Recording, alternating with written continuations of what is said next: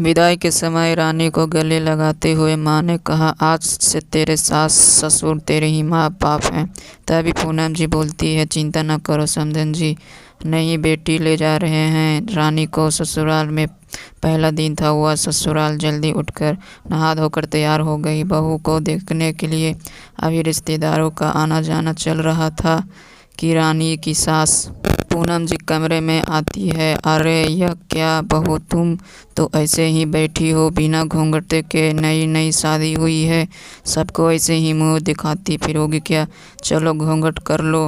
रानी को पहले ही दिन अपनी सास पूनम जी ऐसे ही व्यवहार की उम्मीद न थी। शादी के पहले फ़ोन पर जब भी बात होती थी तो हमेशा यही कहती थी, रिया की तरह तुम्हें भी हमारी बेटी हो, बेटी की तरह रखेंगे। फिर ये क्या? रानी ने सोचा, शायद अभी रिश्तेदारों के आना जाना है इसीलिए ऐसा कह रही है।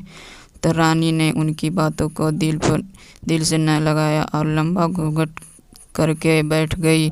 मेहमानों के जाने के बाद भी रिश्ता हमेशा प्रिया को ससुर जी की सामने भी घूंघट करने के लिए टोकती रहती है। एक दिन पूनम जी और रानी सास में खाना खा रही थी तो रानी की रोटी चाहिए थी। घर में कोई और था भी नहीं तो प्रिया ने सोचा खुद ही रोटी उठा ले। रानी ने जैसे ही हाथ बढ़ाया पूनम जी और जोर से चिल्लाई, अरे पूरे रोटियां को जूठी कर दोगी क्या?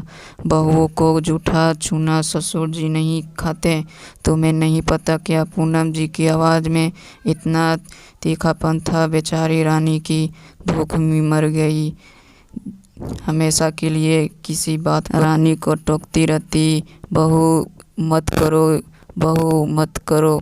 रानी हमेशा सोचती कि अब मैं और नहीं सुन सकती, लेकिन परिवार में शांति बनाए रखने के लिए कभी पूनम जी को पलटकर जवाब नहीं देती। हमेशा हंसमुख अचंचल रहने वाली रानी गुमसुम रहने लगी। ससुराल में उसे घुटन सी होने लगी।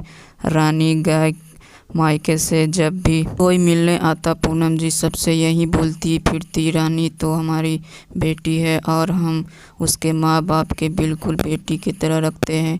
एक दिन रानी और उसकी ननद रिया की बात पर लेकर ज़ोर ज़ोर से हंस रही थी। तभी सरिता जी गुस्से से आती है, बहू इतनी ज़ोर से हंसी क्या? पड़ोसी भी सोच रहे होंगे कि बहू ज़ोर ज़ोर से हंसती है, ज़ोर ज़ोर से बोलती है। तुम्हारे माँ बाप ने कोई संस्कार नहीं सिखाया है क्या?